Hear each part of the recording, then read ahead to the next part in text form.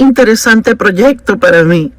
Yo no pienso que tenía ni idea de cuántos diferentes temas habían en Proverbios hasta que escribí este libro. Escribí un capítulo de cada uno de los 31 capítulos de Proverbios. Y pienso que Proverbios literalmente cubre cada área de la vida. Y si lo estudiamos, y por favor note que dije estudien, no solo lean, si lo estudiamos y realmente entramos en la profundidad de ello, pienso que cualquiera que aplica los principios y proverbios a su vida tendría una maravillosa, asombrosa vida. Y hoy quiero hablarles de algunos de los temas específicos en Proverbios. Hay demasiados temas de que hablar en un solo programa, pero, por ejemplo, Proverbios capítulo 3, versos del 1 al 4, dice: Mi hijo, no olvides mi ley o mi enseñanza, sino deja que tu corazón guarde mis mandamientos. Pues largura de días y años de una vida que vale la pena ser vivida. Observen, no solo una vida, sino una vida digna de vivirse. Y tranquilidad interna y externa, y continua a través de la ancianidad y hasta la muerte, estas serán añadidas a ti. Es asombroso. Y no dejes que la misericordia y la bondad, que bloquean el odio y el egoísmo, y la verdad, la cual bloquea toda hipocresía deliberada o falsedad, se aparten de ti. Y Él nos dice aquí que si nosotros operamos en las cosas correctas, las incorrectas no tendrán lugar para entrar en nuestra vida. Y pienso que muchas veces lo manejamos mal. Tratamos de no hacer algo mal y deberíamos enfocarnos más en hacer lo correcto y ver que no habría lugar para que lo incorrecto se meta.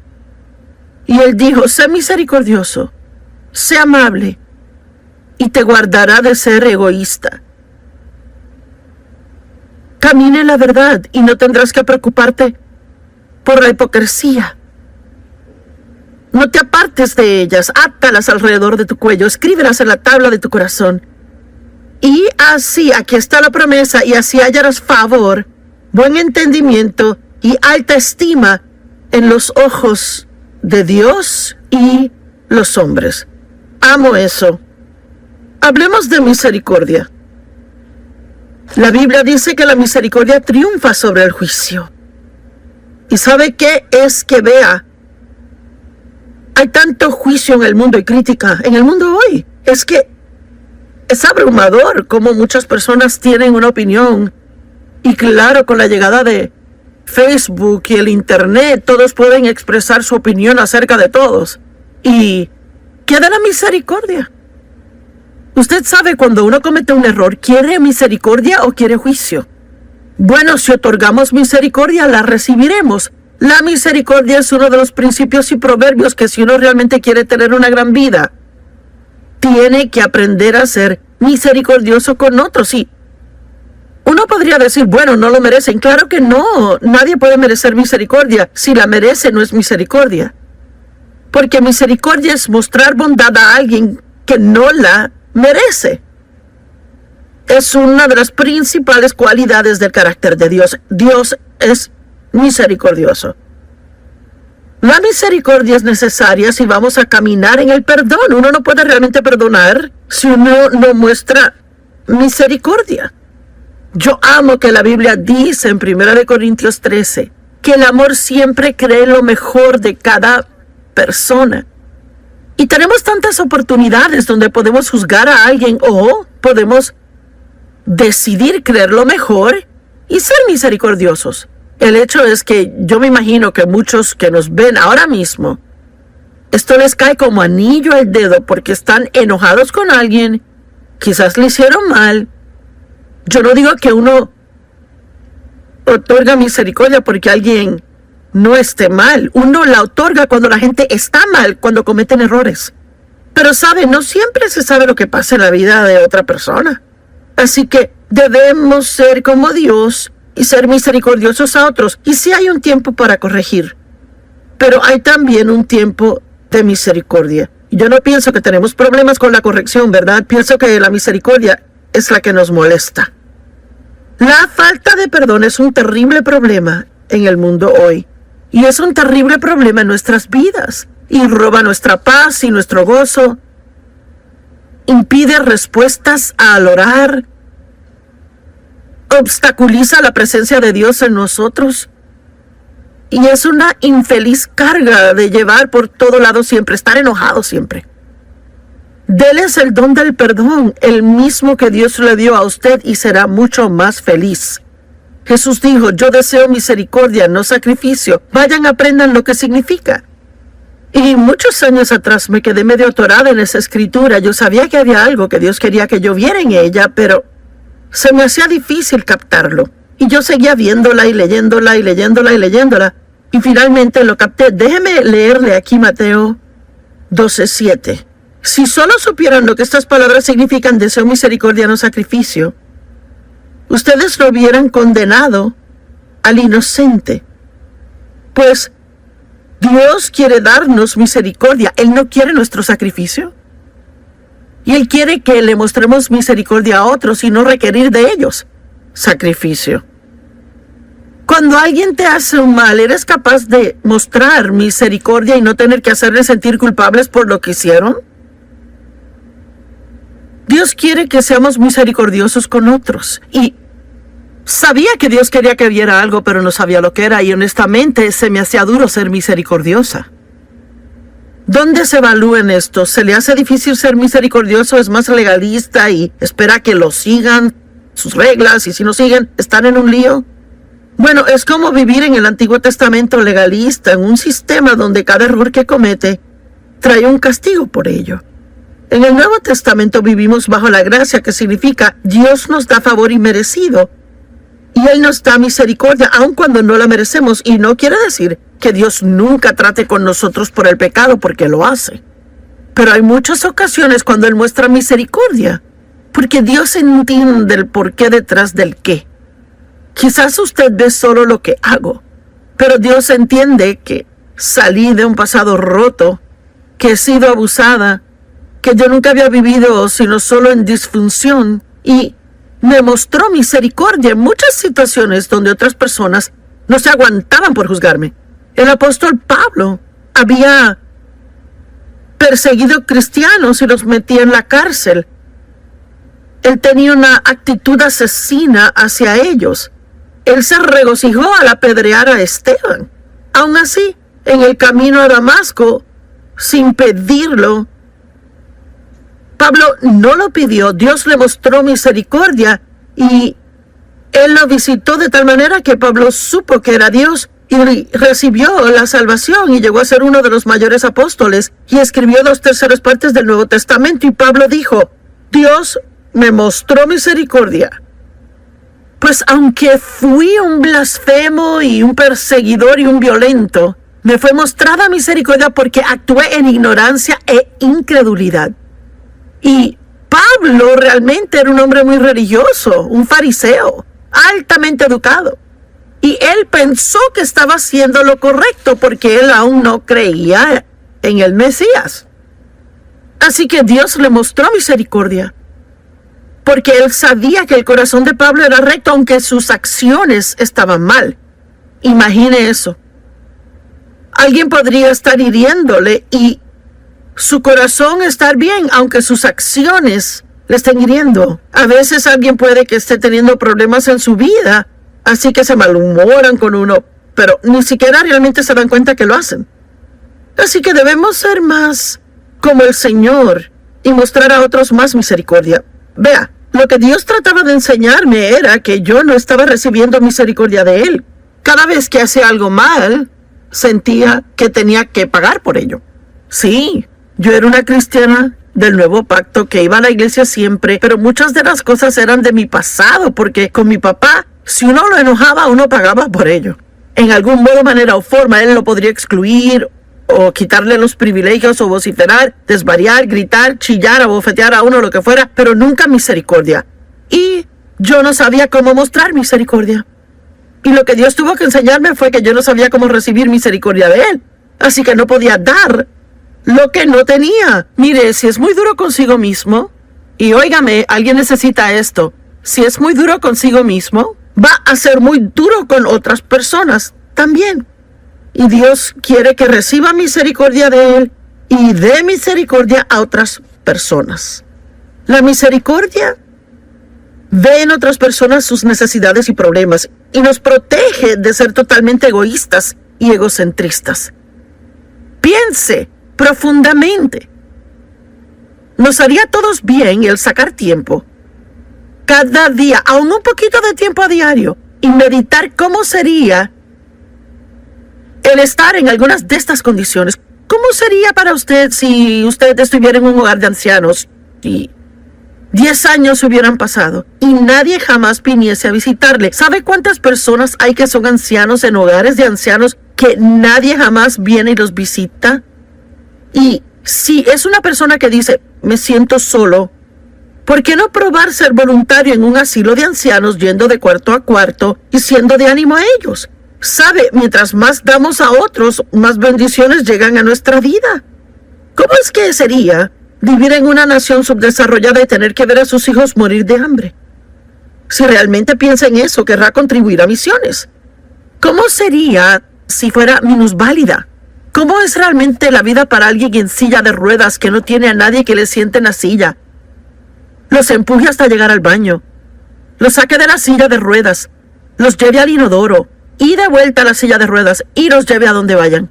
¿Sabe? Eso es una razón para darle gracias a Dios que puedo salir a la cama, ir al baño y regresar. Tenemos tantas bendiciones en nuestra vida y las tomamos por sentado. Y es que realmente no pensamos profundamente en cosas que deberíamos. ¿Cómo se sentiría nunca tener dinero para suplir su necesidad? ¿Cómo sería siempre sentir físicamente un dolor crónico?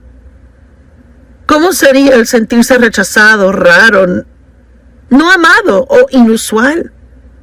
Es algo que definitivamente nos movería a mostrar misericordia a personas si realmente pensáramos de sus circunstancias. Dios quiere que seamos misericordiosos. Y otra cosa que Proverbios dice, y como dije, hay más cosas que Proverbios dice, pero no hay tiempo para hablar de ellas.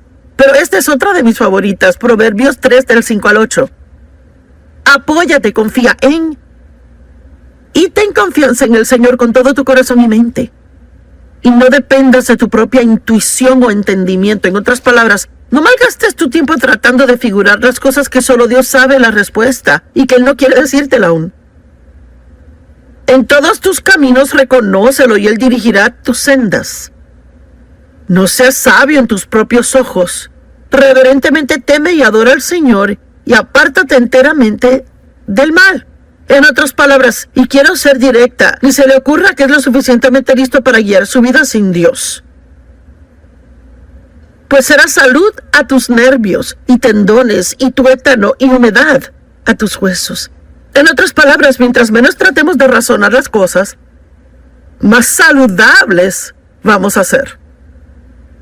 La mentalidad de la carne es sentido común y razonamiento sin el espíritu.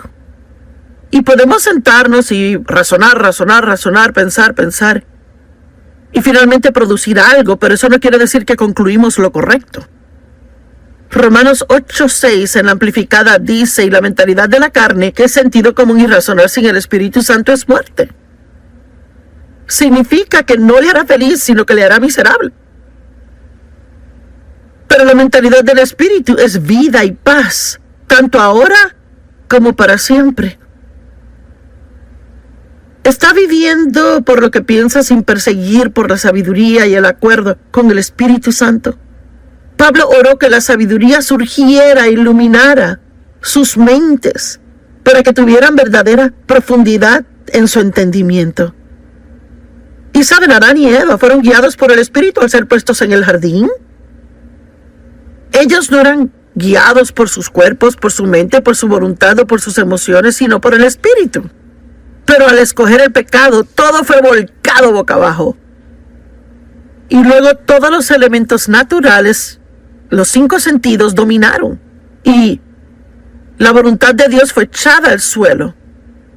Nuestro cuerpo se supone solo sea un vehículo para que nuestro espíritu opere aquí en la tierra. No puede estar en la tierra sin un cuerpo. Pues es un vehículo por el que el espíritu puede operar. Pero si el espíritu no tiene control del alma, ahí no puede fluir por nuestra mente, voluntad y nuestras emociones. Ni será para que su gloria sea vista en la tierra. La caída del hombre cambió la intención original de Dios para nosotros, pero podemos volver a ella. Y sabe, hay una maravillosa escritura en Eclesiastés y me gusta esto. Déjame hacerle una pregunta. ¿En qué clase de conducción está su vida hoy? ¿Tiene gozo? ¿Tiene paz? ¿Siente que está cumpliendo un propósito en su vida o está descontento e infeliz la mayor parte del tiempo? Infeliz con su empleo y con su familia, infeliz con su vecindario. ¿Qué tanto le da gracias a Dios comparado con lo que se queja? Estas son preguntas que me tengo que hacer regularmente. Yo creo que es bueno examinarse a sí mismo, no por condenación, sino solo por verlo. ¿Dónde estoy comparado con la palabra de Dios? Y si hay varias cosas en su vida que no le gustan, pueden ser arregladas muy rápido simplemente con obedecer a Dios. Y Salomón escribió el libro de Eclesiastés. Y él era un hombre que probó todo para ser feliz. Porque él dijo, lo hice todo, me edifiqué casas y piscinas y tuve esposas. Y cualquier cosa que quisiese, lo obtenía. Y nada de eso realmente le hizo feliz.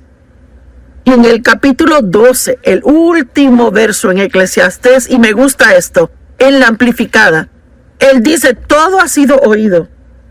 El fin del asunto es esto. Teme a Dios, sé reverente y adórale sabiendo que Él es y guarda sus mandamientos.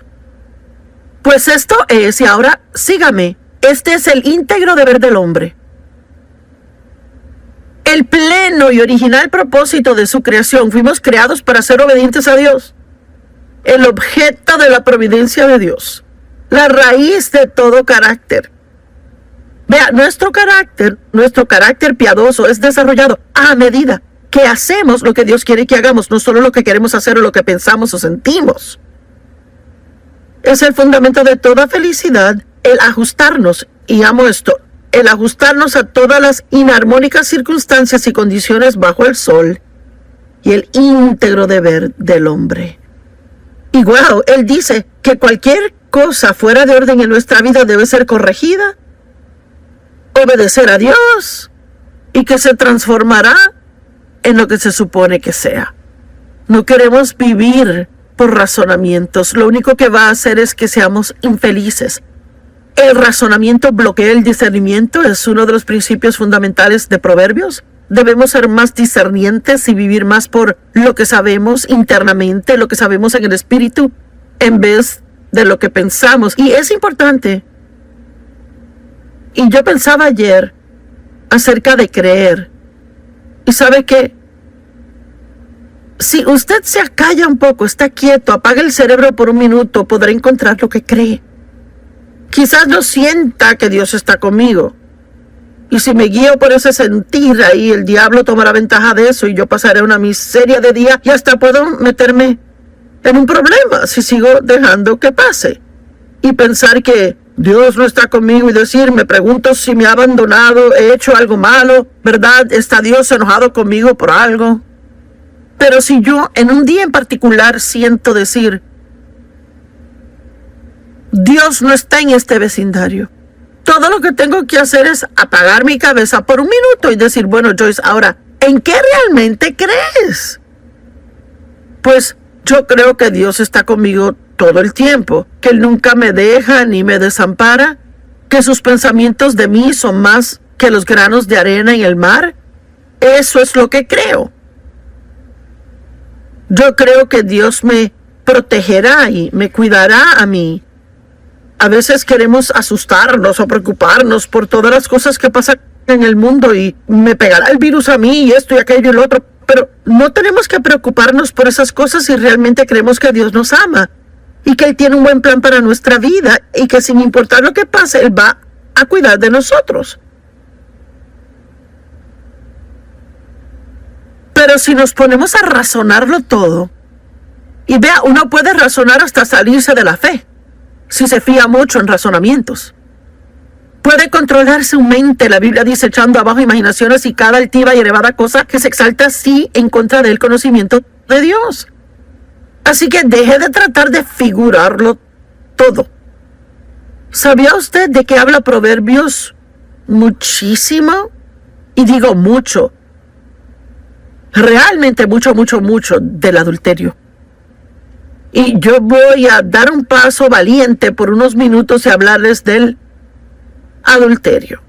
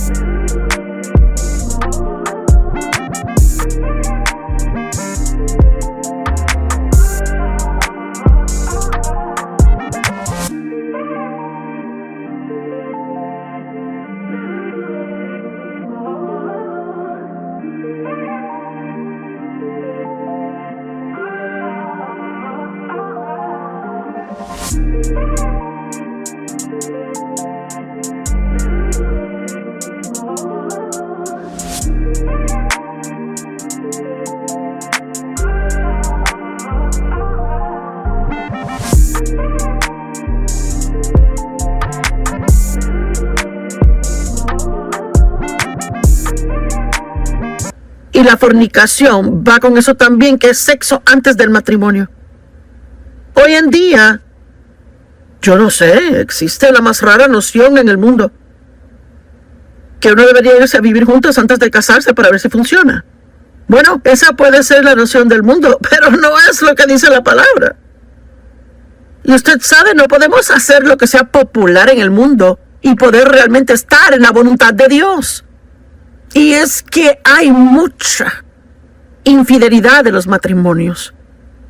Y si lee Proverbios capítulo 5 y Proverbios 7, mire, en la Biblia Proverbios habla mucho del adulterio. Y habla de cómo le robará su misma vida y que le ministrará solo muerte a usted. Así que lo que debe hacer es, si comienza a sentir una tentación, es huir de ella. Digamos que trabaja en una oficina y que es muy atractiva, es joven, mujer, pero tiene familia, esposo, hijos. Y yo no sé, quizás las cosas no le han ido bien entre usted y el esposo, o quizás él no le presta suficiente atención a usted, o lo que sea el caso. Así que ya está en desventaja porque está abierta a la tentación y Satanás sabe eso. Bueno, supongamos que un joven guapo en la oficina empieza a traerle café y una dona cada mañana. Y para ser honesta, pero a la segunda o tercera mañana alarmas deben sonar y debería decir, esto no está bien. Pero entonces un día él se fija que usted como que no se ve bien y le pregunta qué anda mal. Y ha pasado un día duro con el marido y decide contárselo. Bueno, es el segundo error. Si tiene que hablar con alguien de sus problemas matrimoniales, no vaya a otro hombre soltero o hombre casado. Vaya a una mujer, una amiga o a una líder espiritual. Así que luego...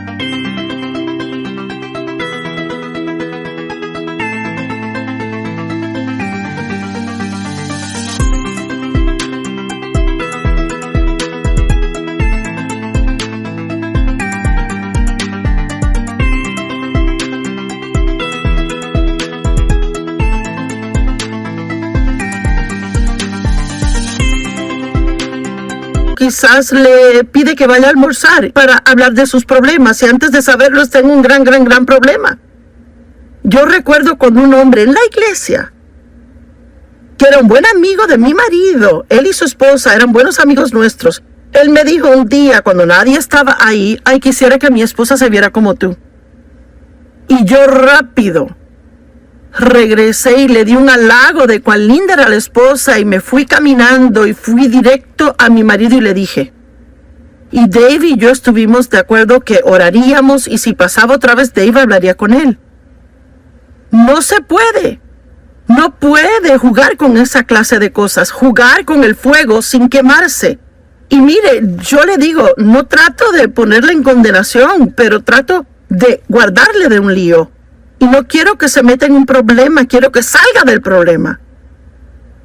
Y Proverbios está lleno de unos consejos maravillosos, pero hay tantas cosas que la Biblia dice acerca de la boca en Proverbios. Digo, yo creo que es uno de los temas claves en Proverbios, que son cosas de la boca. Cómo tratar a su vecino. Habla mucho de las relaciones personales. La Biblia dice, haga